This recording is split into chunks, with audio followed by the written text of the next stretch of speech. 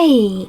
In front of me is Motorola Moto E40 and today I would like to show you how you can turn on or off auto rotation on this device. Begin by opening tab menu.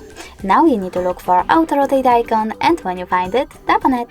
As you can see, mine is blue. That means that automatic screen rotation is enabled. If you wish to disable it, tap on the same icon. You can always go into settings and tap on display section instead. Now choose advanced, scroll down and tap on this switcher next to auto rotate screen. If it's blue, that means that auto rotation is on. You can turn it off by choosing this same switcher. Thanks so much for watching. If you enjoyed this video, don't forget to leave a like, comment and subscribe. Bye!